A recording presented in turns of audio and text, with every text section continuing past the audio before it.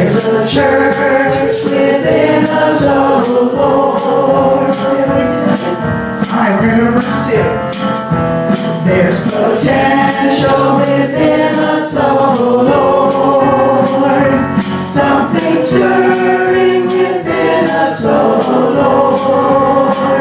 Something stranger ever to be visible on earth.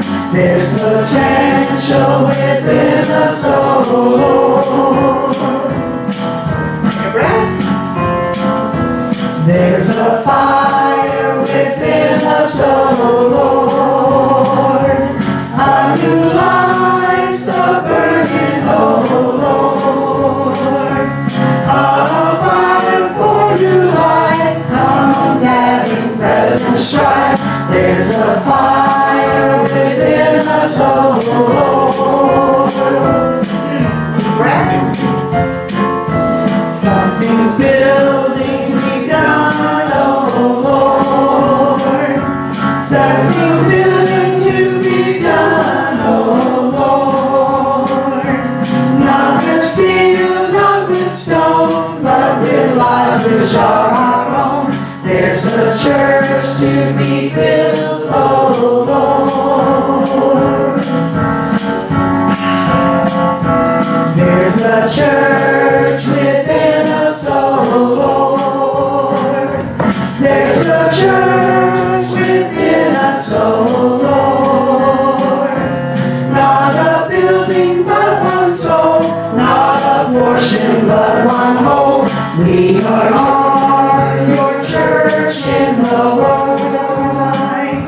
We are your church in the world.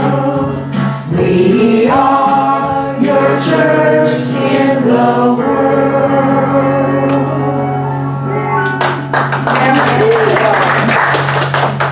Wow, what a song, what a song. How inspiring.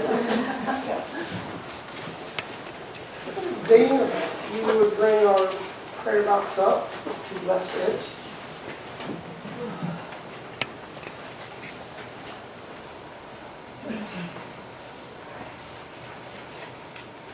This is our prayer box.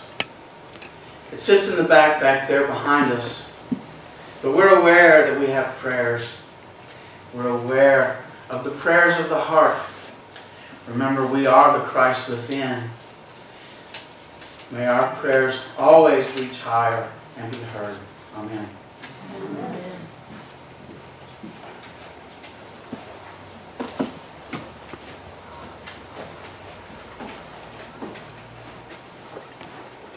And now it is time for our daily word reading. Lucy, if you would be so kind.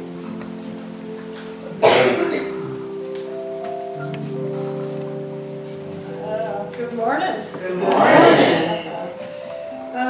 Today's daily words of hope. In full awareness and infinite love, I embrace hope.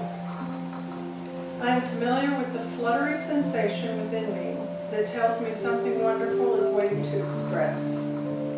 Hope is the thing with feathers, according to the poet Emily Dickinson, that perches in my soul. Hope is my expectation that Spirit is at work in my life. I may not know how it will express, but I wait in excited anticipation. Palm Sunday is a think with feathers, a time of awareness that a magnificent new dimension of spiritual expression is about to take place. The process may be chaotic, may be painful, but the hope perching in my soul knows that the next step on my spiritual journey is at hand. In full awareness and in infinite love, I embrace hope. Job chapter 11 verse 18 says, "And you will have confidence because there is hope. You will be protected and take your rest in safety."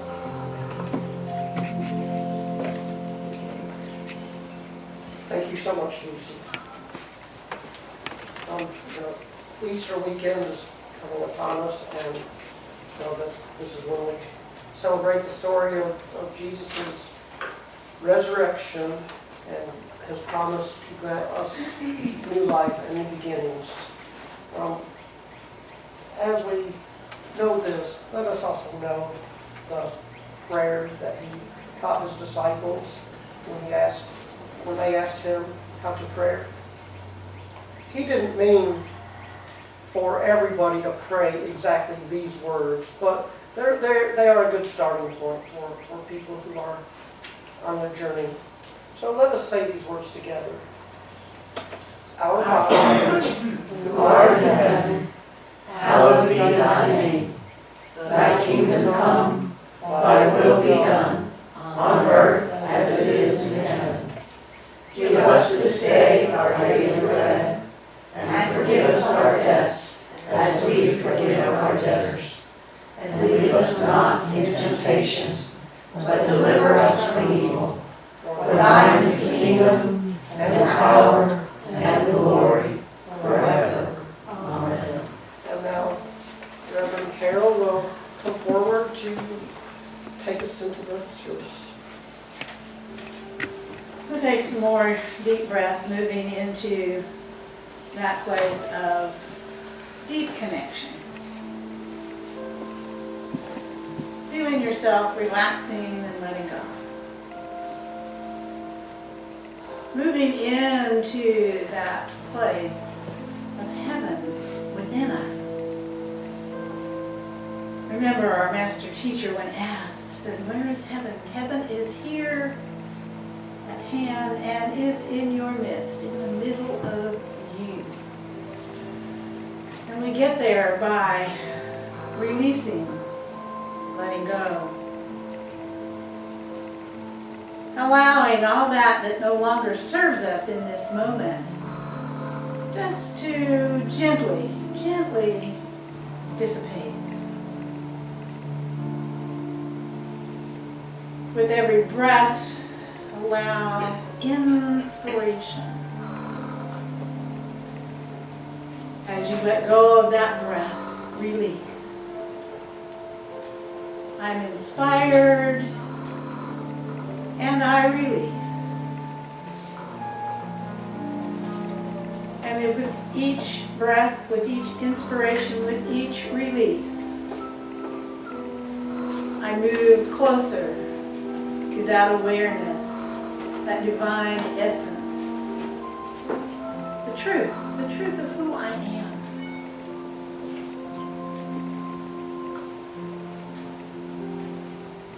I allow my own self to identify and name this truth.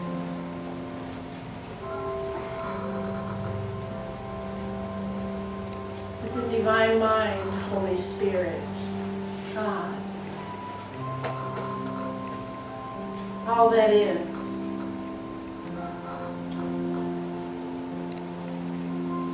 Is it an experience of love, that deep, unconditional love, first for the being that I am,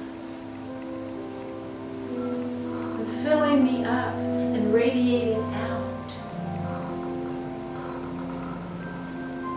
I am that divine power of love.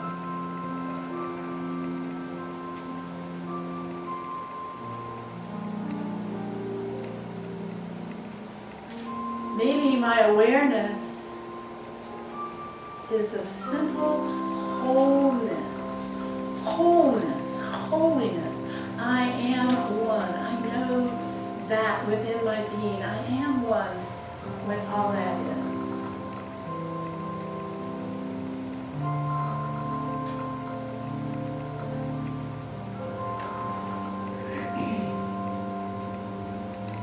As you continue to release and let go, feel that smile energy. Because when I'm in a place of love and joy and peace, my insides want to smile.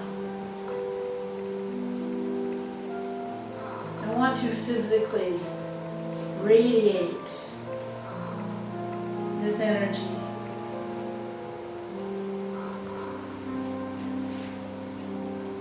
one or two more deep breaths of inspiring, and letting go. Inspiring and letting go. And moving again even deeper into the silence. Into the silence of your own connection, your own oneness in the silence.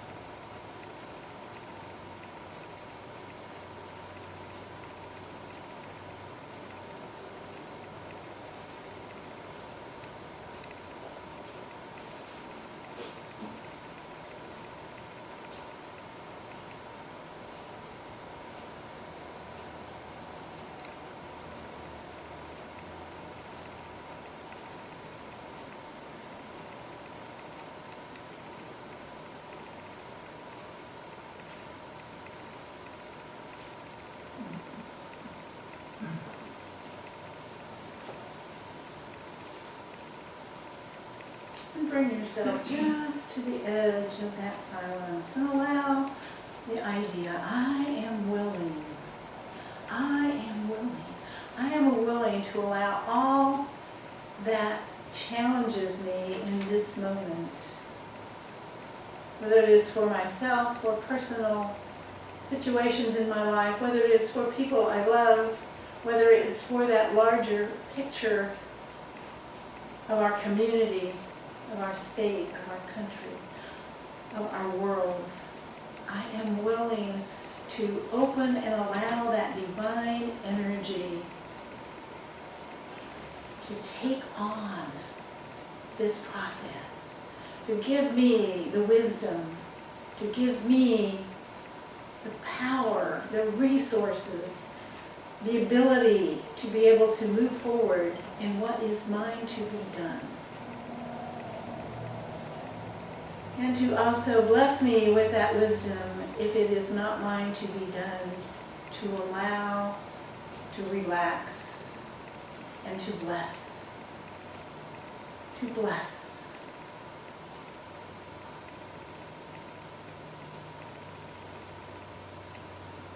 Allow those situations that are beyond you, beyond me, to be in your awareness and to send that energy of blessing, of divine order, divine intelligence, and divine love. Yes, as I am able, I am willing. And in this moment, as we continue to grow in this understanding and our awareness, we claim that it is so. And so it is. Amen. Breathing, and so it is. So I'm going to start just a little bit differently than what I intended to. So last Sunday at the close of service, we had our annual meeting, the one that we have once a year. And in that process, we talked about all the people who volunteer and who step up to the plate and do all the things that need to be done here. Well, as we were beginning this morning, as it was getting close to 11 o'clock, all of a sudden there was an awareness that there were people that had some responsibilities, but for some reason were not here. And as soon as, well, I think I was the first one who became aware of that. Well, first we knew that one of our people wasn't going to be here, so somebody stepped forward, Talia stepped forward to be our greeter. But then when I realized, there's no platform person here. Oh, there's no audio visual people here at that moment. And all I had to do was to step out and say, here's what we need. And people say, oh, I can do that. I can do that. I can do that. So to be so aware of the participation and the willingness to step forward and to realize that that process is true for whatever you do in your life, is to be aware. What is mine? What is my ability to move forward into this situation, to do whatever is presented there? I just wanted to say thank you, and we are blessed. So here's how I was going to start off, and I have to say I am so grateful to Reverend J. Douglas Botorf, who is a Unity minister out in Colorado, who does a blog and lots of writing and everything. And I use a lot of his stuff, his ideas in my Sunday services. So this week, as I was, or maybe last week, whenever I got started on this whole Easter process, I went out and just Googled Unity ideas for Easter. Well, there was a whole page of his thoughts, his ideas, and he's got a wonderful way of wording things. So sometimes they're exactly his words, other things it's just, oh, this sparked this in me, I'm going to say this. So, you know, it's like Debbie, what's her name sitting there? Amy, who says, this song is by, so acknowledging the writer, the musician for this. So I'm giving that to Jay Douglas in case he happens to catch us on YouTube. So what is today? You think about this. Today is Palm Sunday. You know, what does that mean? Other than it's the Sunday before Easter, and you better start getting all your Easter stuff together if you haven't thought about eggs and things. So Palm Sunday. So think about this. You know, it's a special day of Jesus going into Jerusalem. And why is it special? Because Jesus and the disciples, they were in and out of the city on a regular basis. This wasn't, you know, unusual for them to be there. But this, for some reason, was a very special day that his followers were celebrating him. Now, it could very easily have been because just a couple of days before, we were reading in the story where he raised Lazarus from the dead. But, you know, when you realize this couldn't have just been the people who were there about that. These were people who had been following him for a long time. So what else was going to be happening in Jerusalem or in the whole of Israel was Passover was coming. So there were people from all over, maybe people who had heard Jesus teach up in Galilee and other places who were now here in the city of Jerusalem. So there was a gathering together, and so they're celebrating him. And so they put him on a donkey, and they are just welcoming him. They've got flowers, they've got palm branches, and they put palms down in the road. So this is the reason why it's Palm Sunday, because they were putting palms down in the road. And they were saying, so they took branches of palm trees and went out to meet him, crying, Hosanna! Blessed is he who comes in the name of the Lord, even the King of Israel, which is the first step of getting him in trouble.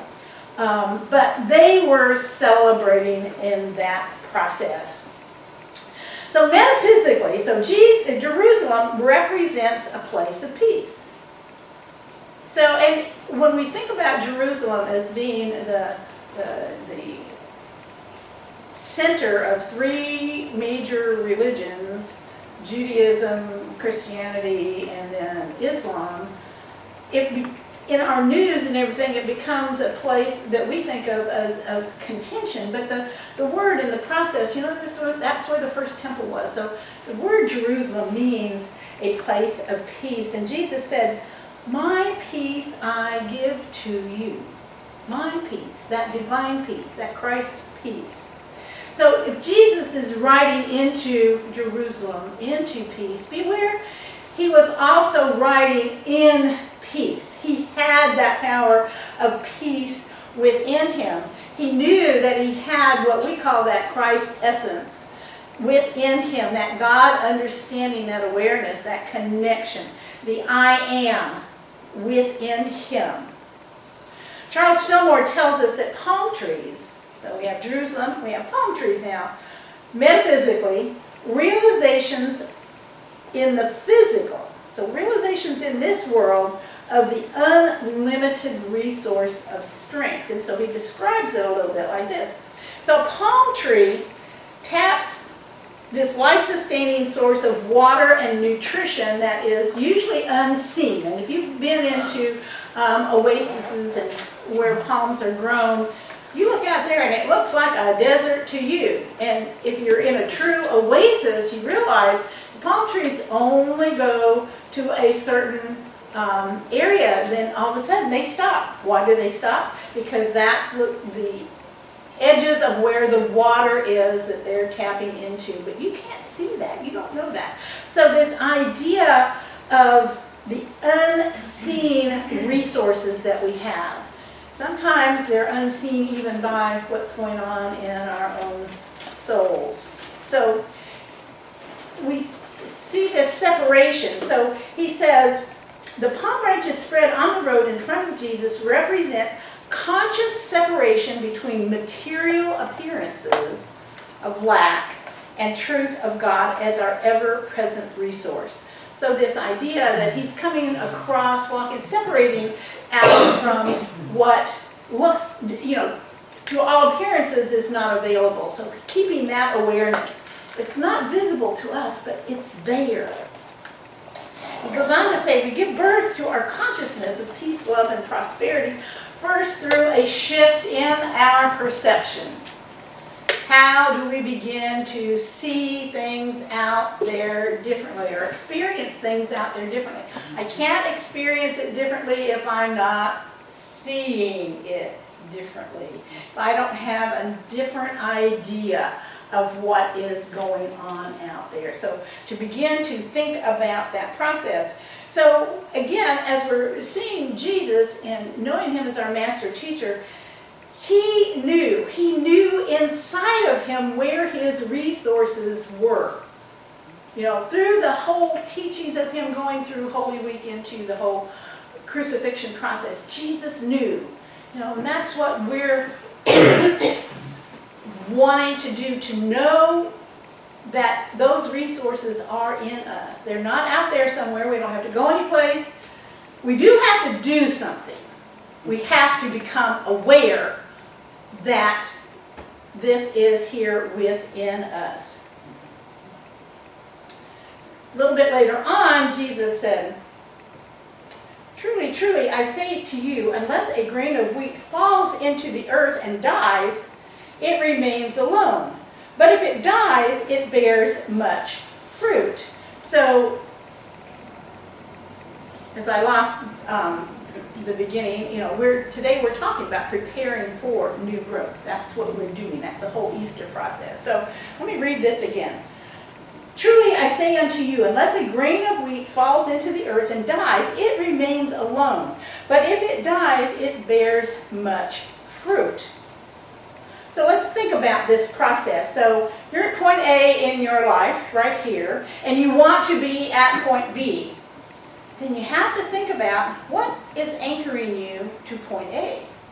Why am I staying connected to point A? What is it that puts a barrier up there? If you want to change, then you must be willing to undergo the process of dying to the person who built your current experience. Think about that. I have to be willing to let go and let that perception die and give birth to this new person who can create the situations that I want. So I have to let go. That has to disappear, that process. So I have to become like that seed and let it go. So you think about what happens, and we're in springtime. This is the perfect time for this. Why would I be doing this not in the fall? You think about the seeds and what it is, and I don't know about you, but I've got probably thousands and thousands and thousands of little acorns just laying all over my yard. What's in that acorn? It's got the whole idea of a tree. Now, I said all these thousands and thousands of acorns, and most of them are laying on top of gravel, and they're never going to go into the ground and sprout. And so there they are. They're just, finally they're just going to dry up and die. Think about the seed packets, these things. Don't you just love it? You go in there and you see these seed packets, and here's these beautiful flowers, and you open it up, and it's just all this little black stuff in here. And again, if you're like me, I buy seed packets. And next year I find them sitting on. And that potential is not manifested. Nothing happens until it goes into the ground, and that seed, that hard stuff all around, whatever is in the middle of that, has to be able to break open. That seed has to completely let go and die. And so I loved this comparison. Seeds are like encapsulated visions. So here's a seed, and I can look at it, and I have this vision of what, whether it's a tree or whether it's a flower or whether it's a carrot or a radish, encapsulated visions. So what are our spiritual seeds? Think about our spiritual seeds, the visions of how we want to be and how we want to relate to others, to situations. Think about that. Here, this is my vision. This is my spiritual seed. So, and as I hold this vision, what are the feelings? What are the emotions? How do I want to express this?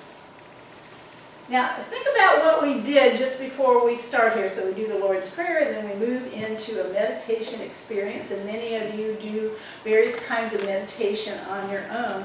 So this is the same death and rebirth principle. Think about what we're doing as we go into a meditation process, is letting go of all of that negative stuff or stressful stuff. All just letting go of that. So letting that die. Just let it die in that moment and allowing the rebirth. So what a wonderful idea to think about. I'm letting go. All of this stuff is dying around me, and in this moment, see, in meditation, what's amazing, it's in this moment. As I let this go, that new power, that new resource can bubble up in this. So when we think about this process of the ability to die and to resurrect, to be born again, and traditionally that whole process is something, it happens like one time, and yes, and here it is, you are this new being. Well, really, when you really spend a lot of time, this happens all the time. This happens many times during the day, this process of letting something die, letting it go, and allowing something new to spring up. And the thing we need to think about is to give yourself space, give yourself compassion, patience, to move through this transforming process, because think about it. Now, you may experience this with little kids. We put the seeds in the ground. Well, tomorrow, let's go out and dig it up and see what's happening. Or ourselves as adults, we put them in there and going, all right, it's been a week, it's been 2 weeks. So to realize, depending on what it is, there may be a length of time. There may not be. There may be something that happens so fast, wow, that's like magic. And then others, it takes that time, that growing process. So here's another one of my favorite. About every Sunday I tell you I have another favorite verse. I am about to do a new thing. Now it springs forth. Do you not perceive it? I will make a way in the wilderness and rivers in the deserts. That's from Isaiah. I love that. I am about to do a new thing. Now it springs forth. Do you not perceive it? So when we think about the Easter story that we tell every year with all kinds of stuff going on around it, anybody who includes themselves in Christian theology in any way, shape, or form, Easter is this really very special time.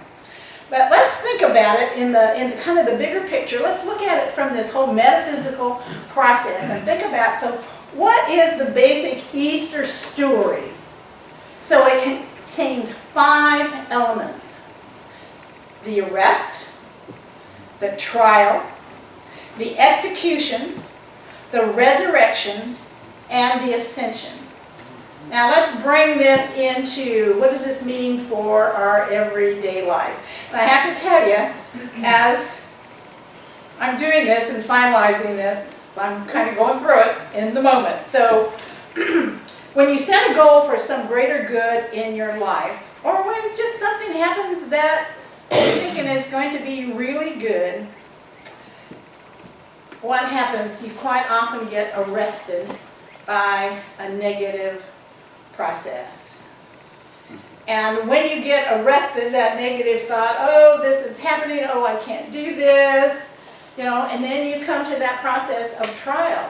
And this is, okay, do I really buy into this? I can't do this, oh, poor me, oh, this is what's happening. Or do you hold fast to the idea that, okay, this too is going to work out for good. I know where my resource is. It's not out here. And then you really have to let go of all that negative stuff. You have to die to that process that's kind of holding you trapped in this situation.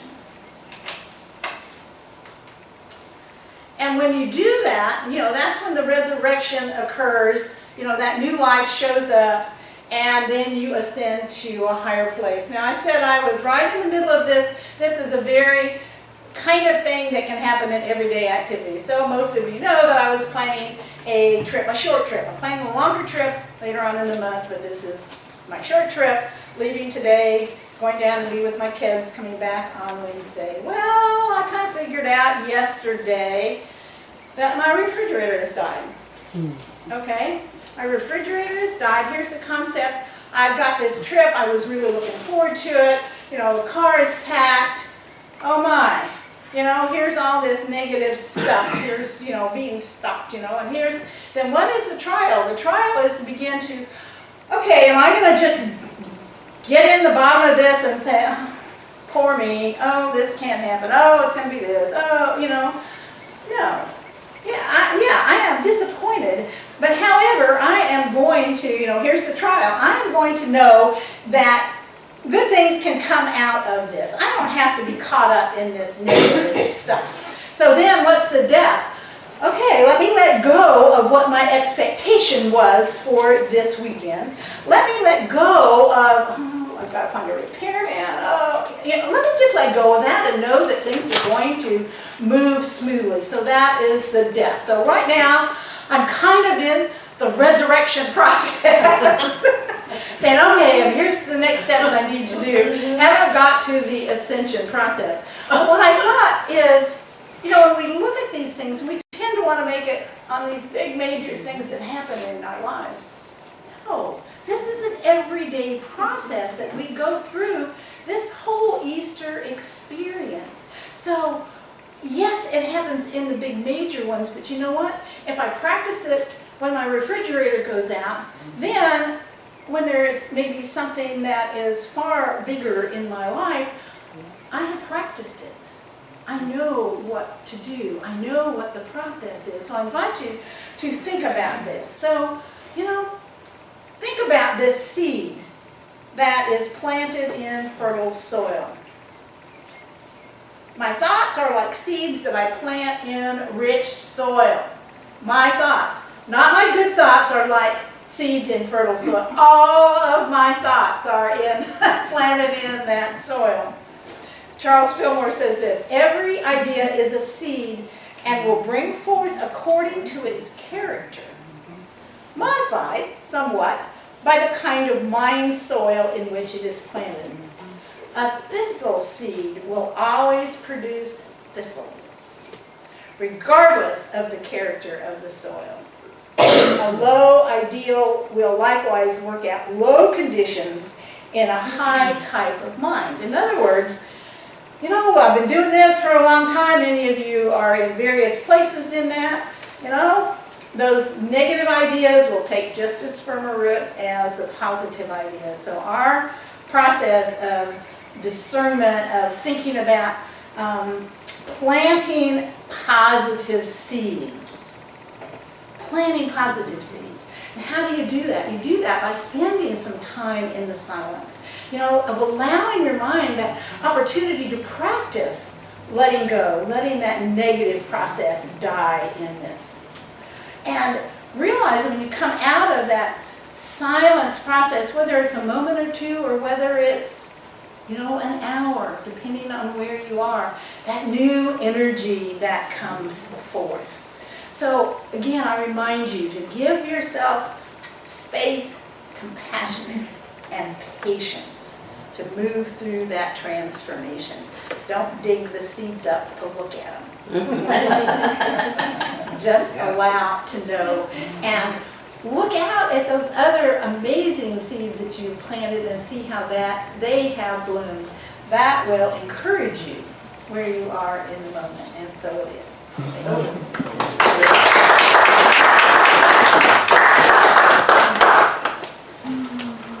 Oh, it's a great message. Thank you so much. We're going to go ahead and stand and sing our next song. It's Blessing to the World. It's by Karen Drucker. Y'all probably know Karen. Amazing spirit. Reverend David Bruner.